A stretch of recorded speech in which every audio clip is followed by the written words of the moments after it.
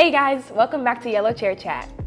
Today we're going to talk about, is making a lowball offer in this market a wise decision? So we'll review the pros and the cons.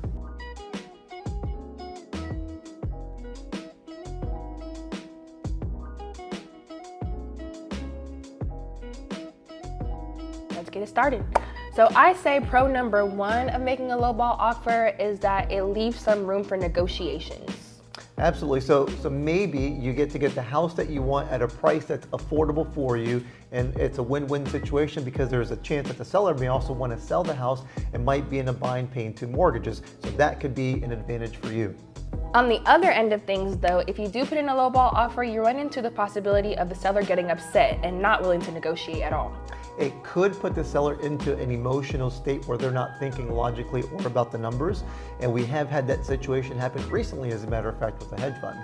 And so that does tend to stall negotiations out a little bit, and you may need a little bit of time to allow the emotions to kind of come down a little bit, but there is still a chance that you could potentially negotiate. They may not necessarily be willing at that exact moment.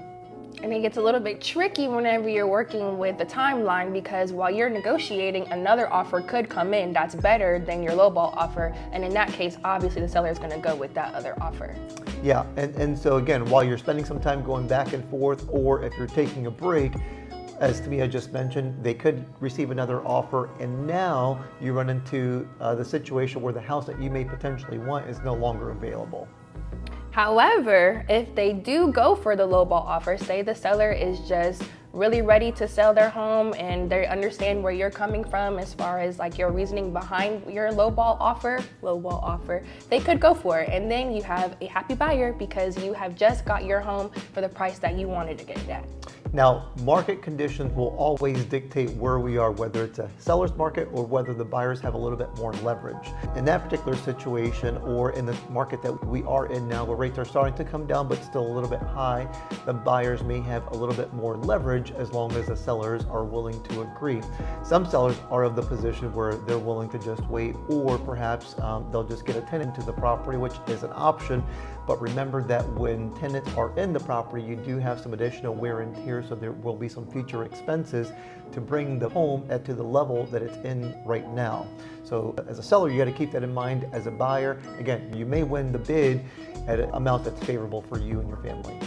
So say you put in that lowball offer and the negotiation isn't really going well as far as coming up or down on the number, but there are a couple other things that could be negotiated to kind of even it out. Yeah, one of those things are the closing cost concessions or your rate buy down. So in today's market, again, where interest rates are pretty high, one topic that we talked about recently was the 2-1 or even a 3-1 buy down. That might be in the buyer's best interest because it is temporary, but it's a separate account that if rates do come down, you can use those funds to reduce your principal balance. Now, we'll be happy to answer that in more detail, but for the purposes of this video, we're just going to express that would be an advantage, but keep in mind that those funds are reserved for you for the future. Exactly. The final con of putting in a lowball offer is that, again, whenever the seller isn't going for it, you're, as the buyer, may be forced to settle for a home that you didn't really want in the first place. So let's say, the house that you just made a lowball offer on has 4 bedrooms, 3 baths and a pool and a 3-car garage, but that kind of home doesn't, come on the market again. Or if it does, now the market has shifted where there are multiple offers, and now you are outbid on every other offer that you make. So sometimes it may be worth just, finding a neutral ground between the buyer and the seller, so that it can be a win-win situation for all parties. Let's do a quick recap, shall we?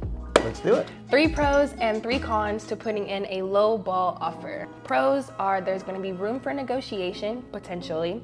You could, within those negotiations, negotiate lower closing costs or even a rate buy down. And you could end up being a happy buyer getting your home for a lower price than what it was listed for. Now, the cons, on the other hand, is you could potentially offend the seller, so put them in an emotional state and make them not want to negotiate with you. Or while you are negotiating, there could be another buyer that swoops in with a better offer and they accept that offer over your offer, which will then force you to have to settle for your second choice. And nobody wants to do that. So don't settle. If you do find the home that you like in today's market, you can pursue it. The lowest expectation for 2024 in terms of housing market forecast, this is the absolute lowest, is that property values can decrease by as much as 3%. Put that in perspective, it's not very much, but the upside potential is huge. So they could increase by double digits, they could decrease by as much as 3%. Again, put that in perspective. Thank you very much for watching Realtor Chat. Like and subscribe for more. Our information is going to be in the description below. Bye.